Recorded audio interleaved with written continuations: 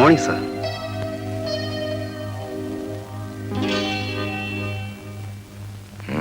నువ్వేనా జాతిపితవి?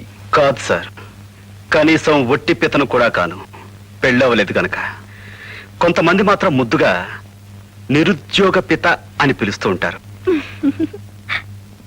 నువ్వు ప్రాక్టికల్ జోకులే కాకుండా మామూలు జోకులు కూడా బాగా వెయ్యగలవన్నమాట. గుడ్. చూడబాయ్, జోకులు వేసేవాళ్ళంటే నాకు చాలా ఇష్టం, కానీ నా మీద జోకు వేసేవాళ్ళంటే నేను వాళ్ళంతేదో చూడకుండా నాకు నిద్ర కూడా పట్టదు. ఇంటర్వ్యూ ప్రారంభిస్తాను. మొదటి ప్రశ్న, నీ ఇల్లు ఎక్కడ? నా ఇల్లు అంటూ ఏమీ లేదు సార్. నేను ఉండే ఇల్లు మాత్రం ఊరి చివర చిన్న పాక. సెకండ్ క్వశ్చన్, నీ ఇల్లు అదే నువ్వు ఉండే పూరి పాక ఇక్కడి నుంచి ఎంత దూరం? 15 కిలోమీటర్లు. ఇక్కడికి నువ్వు ఎలా వచ్చావు? నడిచి. లాస్ట్ అండ్ ఫైనల్ క్వశ్చన్, తిరిగి ఎలా వెళ్తావు? నడిచే వెళ్ళాలి. That's all. నీ ఇంటర్వ్యూ అయిపోయింది, నువ్వు వెళ్ళొచ్చు. ఇంత దూరం నువ్వు నడిచి రావడం, ఇంటర్వ్యూ కోసం రాత్రింబగళ్ళు పుస్తకాలు చదివి ప్రిపేర్ కావడం, ఇదంతా waste. You are not selected. దీన్నే టిట్ ఫర్ టాట్ అంటారు. తెలుగు నుడికారంలో చెప్పాలి అంటే దెబ్బకు దెబ్బ. ఎలా ఉంది? లేకపోతే ఈ రామ్మోహన్ రావుకు ఉద్యోగం కోసం అప్లికేషన్ పెడుతూ స్టాంపులు అంటించకుండా నన్ను వేళాకోళం చేస్తావా? ఎంత ధైర్యం నీకు? Get out! సార్, నేను కూడా మిమ్మల్ని ఓ 3 ప్రశ్నలు అడగచ్చా? ఏమిటవి? మీ నెలసరి ఆదాయం ఎంత? నెలకు 2-3 లక్షలు. ఓహో. మీరు తీరిక వేళల్లో ఏం చేస్తుంటారు? ఈ రామ్మోహన్ రావు లాంటి బిజినెస్ మ్యాగ్నెట్ కి తీరిక, అది నా డిక్షనరీలోనే లేదు. చివరి ప్రశ్న సార్, రాత్రులు మీరు ఎన్నింటిని నిద్రపోతారు? రాత్రి 10 గంటలకి. అంటే రోజుకు దాదాపు 10 గంటల చొప్పున నెలకు 300 గంటలు పనిచేస్తే మీ ఆదాయం 3 లక్షలు. 15 రోజులకు 1,50,000, వారానికి 75,000, రోజుకి 10,000, అంటే గంటకి 1,000 రూపాయలు. ఇప్పుడు మీరు నాతో మాట్లాడి వేస్ట్ చేసిన ఈ పావుగంట ఖరీదు 250 రూపాయలు. నెలకి నా ఉద్యోగానికి మీరు నాకు ఇస్తానన్న జీతం. అంటే ఇప్పుడు నేను మీకు 250 రూపాయల ఆదాయాన్ని రాకుండా చేశానన్నమాట. ఎలా ఉంది సార్ ఈ టిట్ ఫర్ టాట్? వస్తా. ఆగు. Come here. ఇంత తెలివైన వాడివి ఈ ఉద్యోగానికి ఎందుకు వచ్చావు? నాకంటే తెలివైన వాళ్ళు, చురుకైన వాళ్ళు ఇంకా తక్కువ జీతానికి పనిచేస్తున్నారు సార్ ఈ దేశంలో. అలా ఎందుకు జరుగుతోంది? అవసరం. తనను తాను బతికించుకోవాల్సిన అవసరం. నిజంగా వాళ్ళు తెలివైన వాళ్ళు అయితే ఆ తెలివితేటలను ఉపయోగించుకుని డబ్బు సంపాదించుకోవచ్చుగా. చూడండి రామ్మోహన్ రావు గారు, ఈ లోకంలో ప్రతివాడి లక్ష్యం కేవలం డబ్బు సంపాదించడం కాదు. ఒక్కొక్క మనిషికి ఒక్కో లక్ష్యం ఉంటుంది.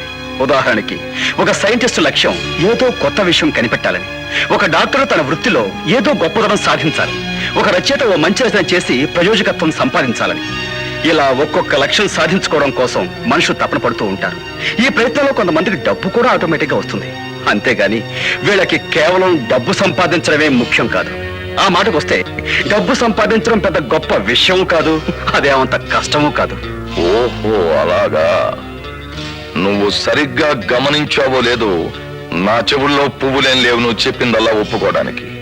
డబ్బు సంపాదించడం అనేది పెద్ద కళ, అన్ని కళల్లోకి గొప్పది.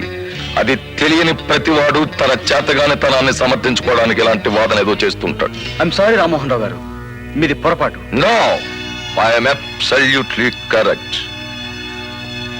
తనకి అందుబాటులో లేని దాని గురించి తక్కువగా మాట్లాడి ఆత్మవంచన చేసుకోవడం మనిషి అలవాటు, లేకపోతే బ్రతకలేడు.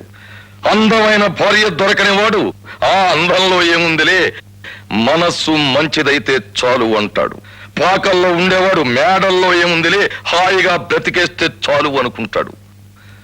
తీపి దొరకనివాడు చేదుని, వెలుగు దొరకనివాడు చీకటిని మెచ్చుకుంటాడు. అలాగే నీలాంటి దరిద్రులు డబ్బులు చులకన చేసి మాట్లాడతారు. రామ్మోహన్ రావు గారు, ఏం దరిద్రుడు అన్నానని కోపం వచ్చిందా? అదేం తిట్టు కాదబ్బాయ్, డబ్బు లేని వాడిని పిలిచే ఒక మామూలు పిలుపు. రామ్మోహన్ రావు గారు, డబ్బు లేక దరిద్రులైన వాళ్ళని చూసి జాలి పడచ్చు కానీ ఒక సంస్కారం లేని దరిద్రుని క్షమించలేము. చూడండి, డబ్బు సంపాదించడమే నా ధ్యేయం అయితే 5 సంవత్సరాల్లో 50 లక్షలు సంపాదిస్తాను. పిచ్చివాగుడు కట్టిపెట్టు.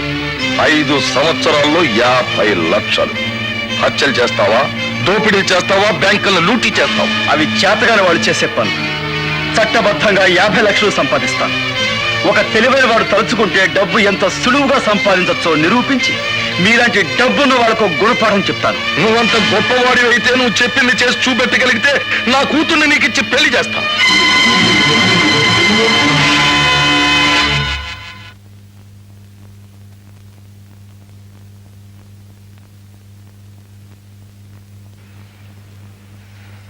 సరే, ఈ పందెం నాకు ఇష్టమే. ఆల్ రైట్, నువ్వు వెళ్ళొచ్చు. మరి అగ్రిమెంట్? వాట్? అవును, ఎదుటి మనిషిని నమ్మకపోవడం అనేది ఈ క్షణం నుంచే ప్రారంభమైంది. మనం అగ్రిమెంట్ రాసుకోవాలి. ఎంత ధైర్యం నీకు? నెగ్గగలవనేనా? Yes, it's my challenge.